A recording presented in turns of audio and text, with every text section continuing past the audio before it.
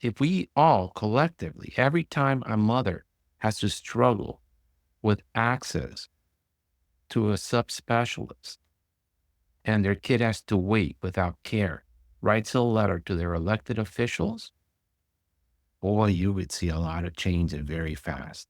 We don't do it. We don't organize. No, but you do it. I know we did it where I am. I've done it in my own practice where I've had my patients write letters. So it's up to us to take that initiative. You mentioned you're getting nailed. I don't know if you read in the paper the other day, Medicare is decreasing by 2.5% what they're paying. My son's an adult cardiologist, so loads of his patients are Medicare. Directly going to affect him and therefore my grandchildren. Yeah. Yes, we have to advocate. And I'll disagree with you that walking around DC with several hundred pediatricians, it gets noted, but much more importantly is that you and me and George and everyone listening take this to heart. And when there are issues like this, reach out in your practice. Have the people know what's going on and let them know if this keeps going, I can't be here anymore. That you don't want to use money because they're going to say, oh, all they want is money. I won't be able to give you the care that you used to because I'm not going to be able to do it because the government is demanding more and more of me and time I've got to spend because of the insurance companies outside of just seeing you. And like, obviously the cost in the old days, how many bills did you have? It's different now because you need to have people to bill it. Got to make sure that you've been paid appropriately. You've got to be able to appeal a denial. You have to be able to reappeal the second denial. New Jersey has something where it's an executive appeal and the medical director of that insurance company has to get back to you as an individual. I forget if it's 3 days or 5 days. So yeah, we've got to push our lawmakers, but it's up to you won't do it and I won't do it. When I was just me in solo practice and I had a problem, I wouldn't get a call back. It could take a month or two. When I was chapter president, oh yeah, like I could get a call back in 48 hours. When I rose in the ranks of the national, boy, within hours, I could call up the CMO of any major insurance company, let them know my title, and they called me back right away. So we have to. What was your title?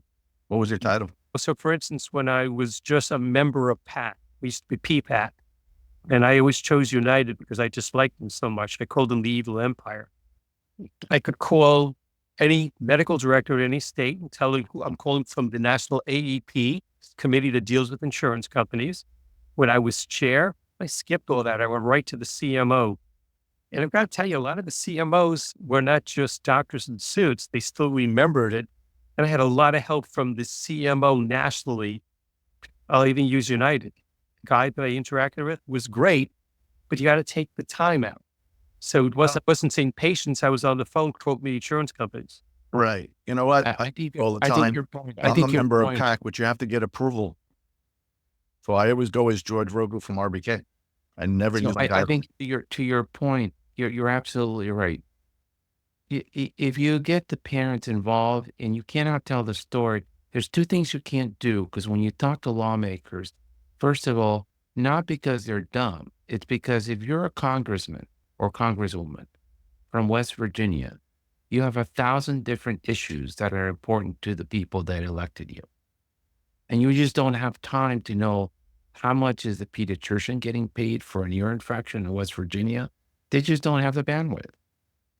And so you have to educate them and say, this is why it's a problem. If you don't go with a solution, they're like, I have a very small staff. I don't have a think tank. Bring me a solution. And 3, as you said, don't make it just about the money.